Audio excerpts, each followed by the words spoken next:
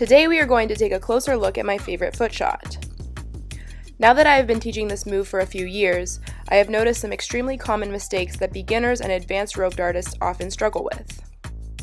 If you have already seen my foot shot tutorial, this will clarify some important details that will help with form and accuracy. If you have not seen my original tutorial, you are welcome to start with this one, since we will be reviewing the basics as well as going into detail. A quick reminder that the version that I am teaching does not comply with traditional martial arts rules. Let us begin. Here is a closer look at the 4 steps of this foot shot. Number 1. We step into wheel plane and grip our rope at this length with our lead hand as we gather the extra rope with our anchor hand. We implement a downward spin. Next, we will step forward with our lead foot and toss the dart between our legs. We let go and then catch the rope with our lead hand on the outside of our lead thigh. I personally like to catch with this overhand grip, as it will make the next step easier. Let's take a closer look at what's happening. We need to bring our hand close to our inner thigh and bend our wrist as we let go, so that the dart completes one full rotation before we catch it again. I see a lot of people struggling with this because they let go before the dart has made its rotation and have to catch it back here. Let's make sure to bend our wrist so that the dart can complete its rotation. We catch the rope at about a forearm's length from the actual dart head. Number 2. Okay.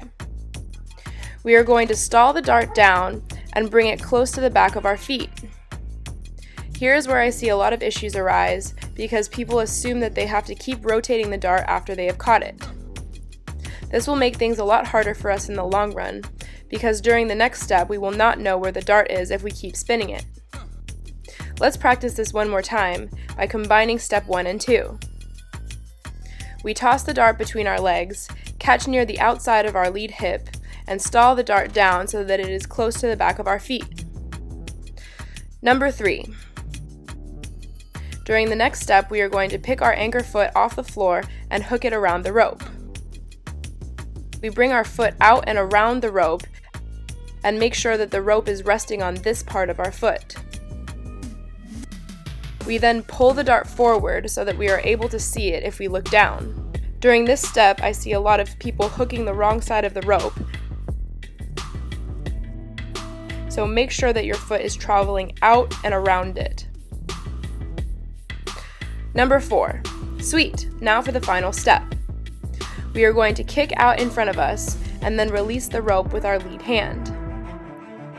We only kick the dart when it is right under us and never when we are still in the process of hooking it from behind. We make sure to only let go with our lead hand after we have kicked. I see a lot of people letting go and then kicking, which doesn't work as well since we will have lost tension in the rope. As we kick, our leg straightens and points out in front of us. We bring it high enough that it is about parallel to the ground. Okay, let's see the whole move in slow motion with no pauses. We start in wheel plane on a downward spin.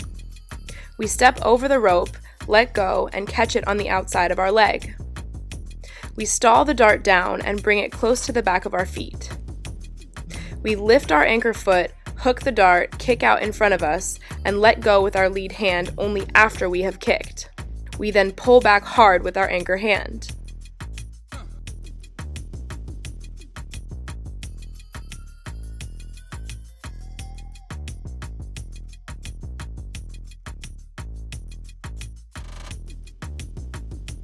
Okay, we just went over the basics of this foot shot and troubleshot some of the most common mistakes. Now let's take a closer look at the variation that allows us to shoot the dart out in the opposite direction. Here is what that looks like.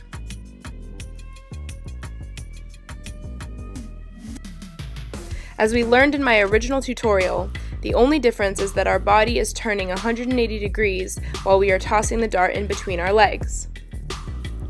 The way that I originally explained it was that our lead foot pivots 180 degrees towards our anchor side, which would be counterclockwise for right-handed people and clockwise for left-handed people.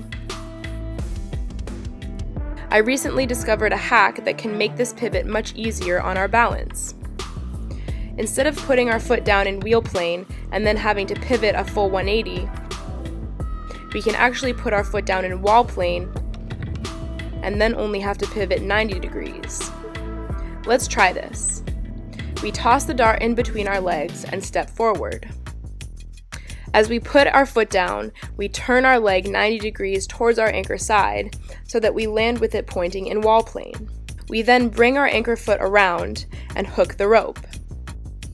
We kick out in front of us and then release the rope with our lead hand. Let's watch that whole thing again in slow motion.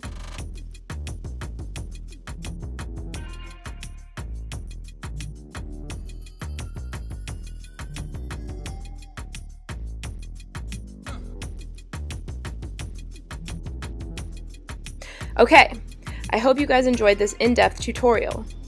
If you found that watching these moves in slow motion was helpful, I have slow motion loops of all my tutorials on my Patreon page or in a separate online course playlist, both of which are linked in the description below.